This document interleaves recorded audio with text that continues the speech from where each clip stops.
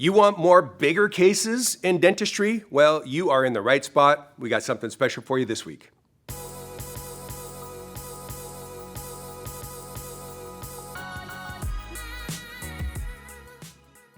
Okay, Dan Brown here, Senior Service Consultant at MGE.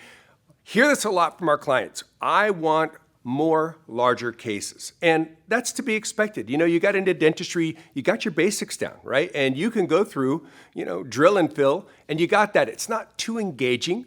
Plus, larger cases, well, they kind of help with the bottom line, don't they, right? We get the income up a bit, and it helps because it's something you like to do. It's engaging, it's a good challenge, plus it helps on your collections. All right, well, let's talk about the needful steps in order to put that into place. First thing, bigger cases, kind of define what you want. Do you want large crown and bridge work? Do you want to go into implants? Do you want single implants? Do you want multiple implants? Do you want all on 4, all on X? Full arch work, all of these things. Do you want Invisalign? Do you want cosmetic cases? You have to know exactly what it is you want and lay that out clearly. You're probably going to have to pick a marketing company to help you with that. And the more you have clarity on exactly what it is you want, the more they're going to understand how to actually market that with you and for you.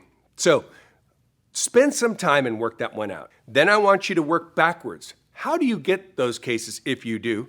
How do you get those cases? What are the steps that come about before that? You might say, well, listen, I just get more emergency work in and it brings me lots of, larger cases. Great, let's document that. Or I do whitening campaigns, and from that, I get Invisalign and I get cosmetic veneers. That's also important data for your marketing company to have because they might then pump up your marketing on the whitening, bring in more whitening cases, which of course is going to bring you more cosmetic cases, etc. I think you get the idea. Good, so step 1 is identifying what it is you want more of. Step 2 is identifying how did you get those cases, if you're getting them, to bring about those larger cases, making that data clear to you so you can make that data clear to your marketing company. Step 3 is kind of the frustrating one. Step 3 is identifying your budget. And I know lots of people that say, listen, I'm spending money on marketing, I'm just not getting the result I need. And I ask them, what is your marketing budget? What are you giving your marketing company to give to Google or give Facebook or give to TikTok or whatever? And they say, well, I'm spending a lot. I'm spending a lot on this budget, like $500 a month. My friend, you are not spending a lot. Marketing today is expensive. Notwithstanding, whatever you're spending to pay that marketing company their monthly retainer, they call it a management fee, the budget that goes to Google, the budget that goes to Meta, which is Instagram and Facebook, the budget that goes to TikTok, that budget, if you're not up there high enough, you're just going to kind of fall into the noise of everybody else. So be prepared to spend. What is that for you? Well, there's a lot of answers to that question. Depends on how competitive the service that you're marketing is, where you are, how many other dentists and offerings there are in your area, and also geographically where you are as far as the cost, because the cost to do marketing in Dallas is different than in some kind of backroads area of Idaho. There's just more competition there. So get ready to spend some money. Now, it doesn't mean that you're going to spend money right away. It means you're going to do a test campaign. And the test campaign, minimum budget, you should be thinking with $2,000 budget. That's the money going to Google. That's the money going to Facebook or a combination of the two. Say it's $2,000, that's your test value. That's not your final value, that's your test value. Maybe a marketing company will take that for $1,000. They'll start you on a test campaign for $1,000 for the first month, 2 or 3, just to kind of feel out where are we getting traction, what's the response, what kind of patient is coming in from these campaigns and that budget. Once you've run a test successfully with your marketing team, at this point, you're knowing this is what's hitting, this is what's not, this is the area that I want to target, this area is not bringing the patient type or any type to my practice.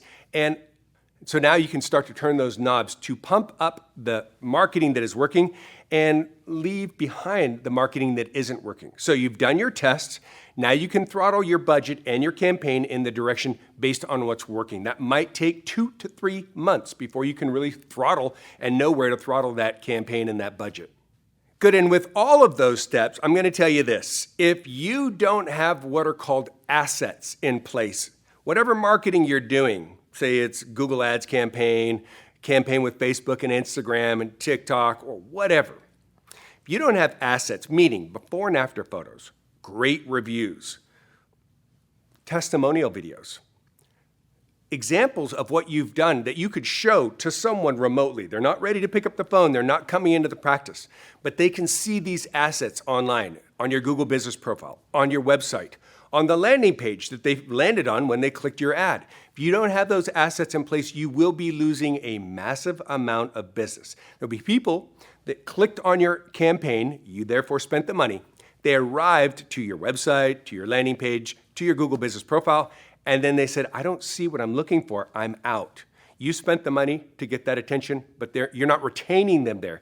They're not sticking there because you didn't have the assets. So make sure you have some assets. If you need help in acquiring those assets or knowing what assets, we can help you with that.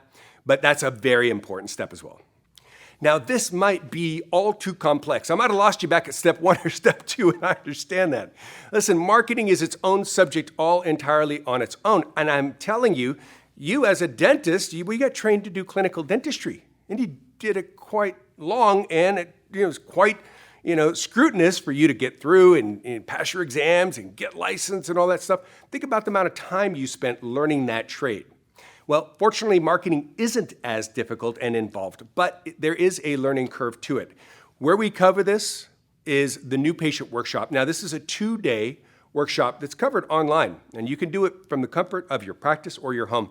And I would suggest looking into that because it's 2 days of a basic education that can break all this down and make it more simple. So that's an option for you.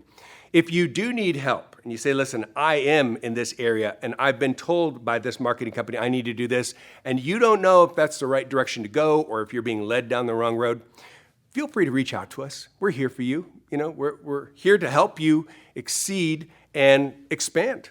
So feel free to reach out to us. We'll make ourselves available for you and any questions you have about that or any other subject about practice management. And that's the tip of this week. If you like this, if these tips are helpful, go ahead and hit subscribe. Enable all notifications. Go down there and click and enable all notifications, and you'll get a ton of great content just like this. And we'll see you on the next one.